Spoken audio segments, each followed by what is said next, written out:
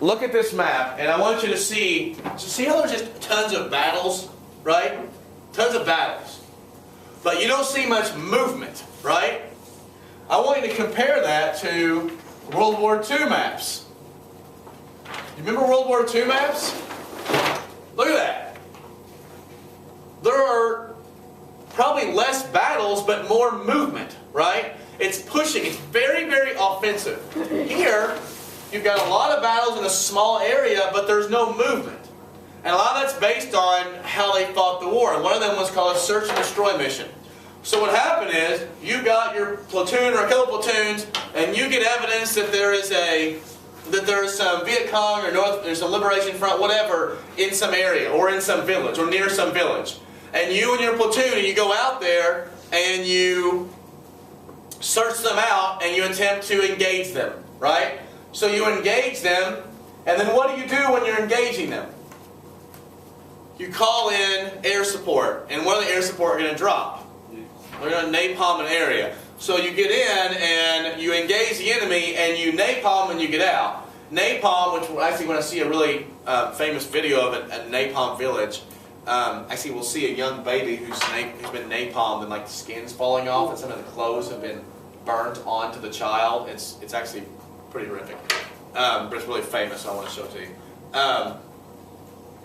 And it's kind of indiscriminate when we napalm an area. The funny part about the war was we lost the war. We won almost every battle. Almost every time there was America going up against other side, we almost always won. But in the end, they just never gave up. An example would be the Tet Offensive. Tet is the Vietnamese New Year. It's usually the end of January. At the end of January 1968, my cousin was there. And this is also important, that we were being told, and by we, I wasn't born yet, but Americans were being told the war is really going in our favor. In fact, it's not going to last much longer. Our kids are, like Westmoreland was saying, our kids will probably be home by Christmas. Things are going great. And so the war, while it's not 100% popular, it's only unpopular basically like on college campuses and in like, liberal areas.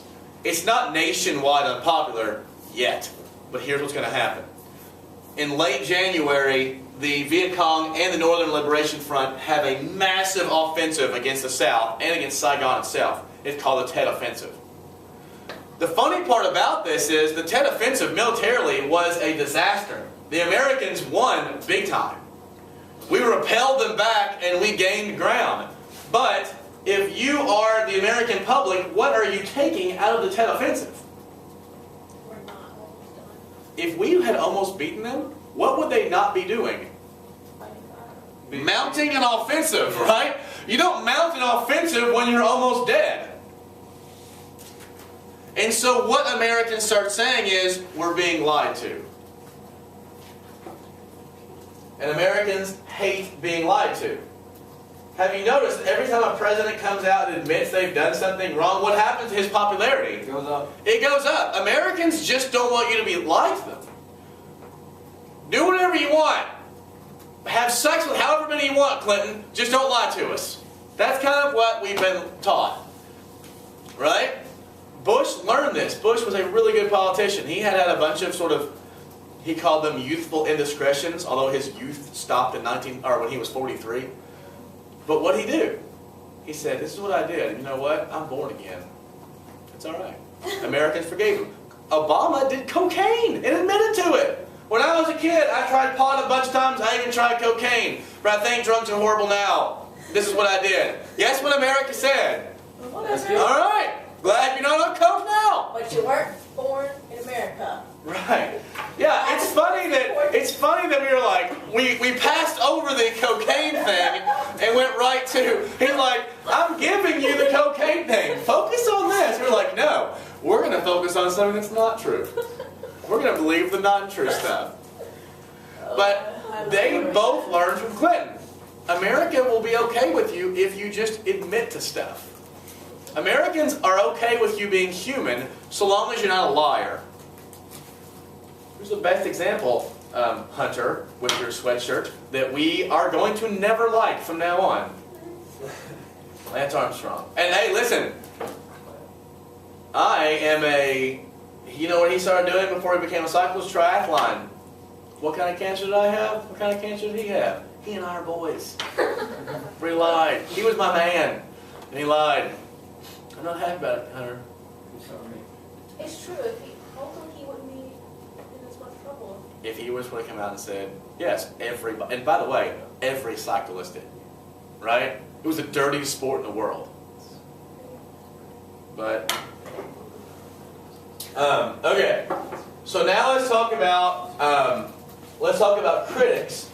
One thing I want to talk about is how they reported on this. One thing the Americans didn't get. In America, we thought if we just killed more people than they killed, then we're going to win. But what does that take into account? What does that assume? We had the same number of troops.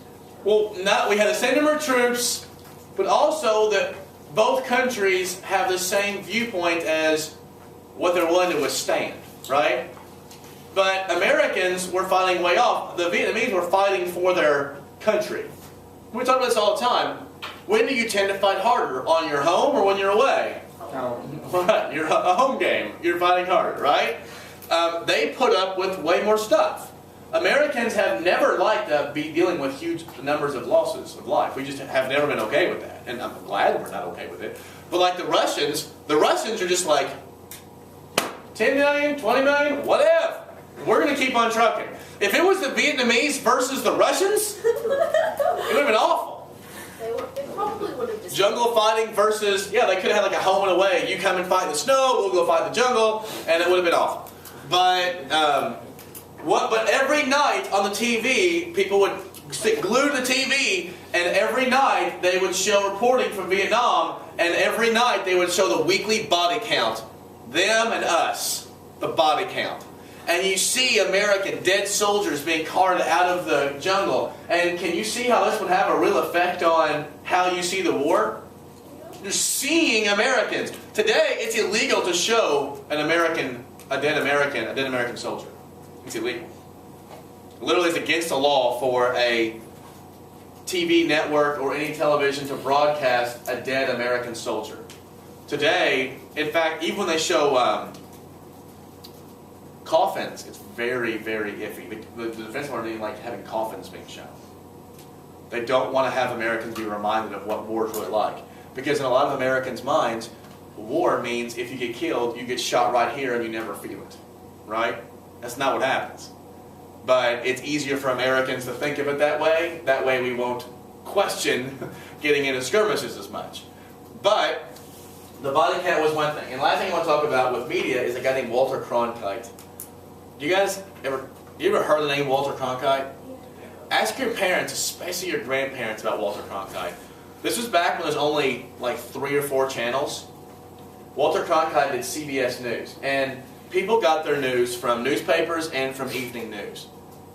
Today, you get your news from a million different places, and a lot of it's not even good. But Walter Cronkite, if you looked outside and it was day and gorgeous and it was June, and Walter Cronkite said, right now it is nighttime and snowing in December. You're like, well, guess I was wrong.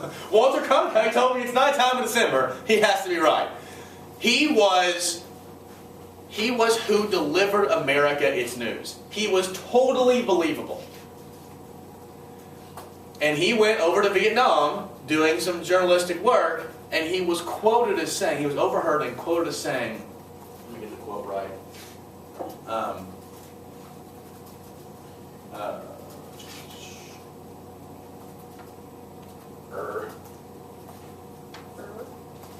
He wasn't quoted as saying,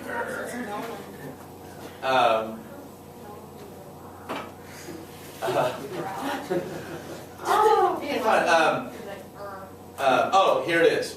What the hell is going on here? I thought we were winning the war. It seems more certain than ever the bloody experience in Vietnam is to end in a stalemate. The only rational way out is to negotiate. When he said this, I want you to listen. This is right after the Tet Offensive. When he said this, Lyndon Johnson said, I just lost America if I lost Cronkite. Not only that, it was only a month later that LBJ came out and said, I'm not running for re-election. Walter Cronkite, talking about Vietnam, essentially changed America's opinion. It went from now just not a bunch of hippies and, you know, kids in schools who didn't want to have this war. Now it was like construction guy from Pennsylvania, right? He changed Americans' attitude, and when he changed that, LBJ knew he couldn't win the election. He decided to not run for re-election. This is a guy, by the way, who's passed Medicare, who's passed Medicaid, who's put all these civil rights amendments and these civil rights things into enactment, and he can't win an election because of this war. Remember I said how his domestic policies and his foreign policies were like the opposite? This is the culmination of that. He ends up not running. But he said, if you've lost Walter, then it's over. I've lost the average American citizen. Now, all of a sudden, all these newspapers and Newsweek and Wall Street Journal, they all start saying, let's negotiate, let's get out of here, let's get out of here, let's get out of here. We ended up not leaving for 6 more years. 6 more years. And we keep escalating and keep escalating and keep escalating until we usually have about 500,000 people in the country. And what's going to happen because of this is there's going to be this group called the New Left. I know I'm going fast. I'm trying to get all this stuff down so we watch all the videos and stuff and talk about it. It'll make more sense. The New Left is much more radical. Right? Before you have like the happy hippies who are going around and dropping acid. This is a pissed off sort of intellectual group. The SDS becomes more militant. And now you have a much more organized anti-war movement. Anti-nuclear war, or sorry, anti-nuke, pro-women. So these groups who are anti-war tend to sort of be encapsulated. You had, if you were like a liberal back then, it was kind of like your heyday. You had anti-war movement, you had anti-nuclear weapon movement, you had pro-women's rights, you had pro-civil rights, right? Everybody getting assassinated for you to get pissed off at. The music's better, right? Clothes not so good. But this is what's going on in the 60s. And for a lot of people, it was revolutionary. For other people, it was really scary. So many changes are going on at the same time. The Calverts are sitting at home and they're just digging they're digging in. They're putting their blankets over their head and waiting for the 70s to come. Actually, like, my grandpa still surprised me. He was really liberal. Really? Your dad's dad? Yeah. Wow. I never knew how. But after Obama's election, that kind of He was liberal for white people. I don't know why. Do what? My grandmother, the day she left the hospital to go vote for Obama and then went back to the hospital. Baller. She was my mom was I'm like, Grandma, are you sure you don't want to go out to eat instead? She goes, take me back home. Old people are great. Yeah, they're awesome. She just, Talks about how Obama's trying to scare all the old people and take away Medicare. my I'm not kidding you, she says that every time I My see her. grandparents sit me down and talk to me about Obama and how great he is. Like they sit me down in the living room and I have to guilt me into listening to him. My And like I love my grandmother. grandpa. Well, you know, Miss Hensley has in her house. She has framed photos of Reagan and President Bush. I'm actually completely positive. She probably has like a shrine in her basement. She does like a Reagan. But she has, when Bush was president, she had a framed photo, and I was like, why do you do that? It's like, well, he's our president. And then when Obama got elected, I'm like, I guess you're going to have a framed photo of President Obama now. And she was like, no. I'm pretty sure the word Obama, if you say it in class, she like looks at you with a Satan stare. It's really funny how he is very divisive around here. It's not funny, I mean, it's pretty apparent. But, and Andrew, I was just kidding about your grandparents. They sound like a great guy. They sound like an FDR liberal. He's very intelligent. Yeah. He's probably one of the most. We're an intelligent group of people. You're not that old. Do what? You're not that old. He's still like FDR though. Soon to be 24. Soon I'll be 23. It's just it, right? I feel like you're inside. This is Benjamin Button. Backwards. Have you guys ever heard of the Fulbright Scholarship? Yes. Fulbright is actually, he was a senator. William Fulbright was actually from Arkansas. he was the Hawks. He's not on here. The anti-war movement part. He is going to be one of the leading Senate voices against the war and hold a bunch of meetings. Actually, President Clinton, before he was President Clinton, he was Bill, worked for Senator Fulbright. But there becomes two groups in Congress, the Hawks and the Doves. You can kind of figure out which side's which, right? The Hawks wanted not just the war,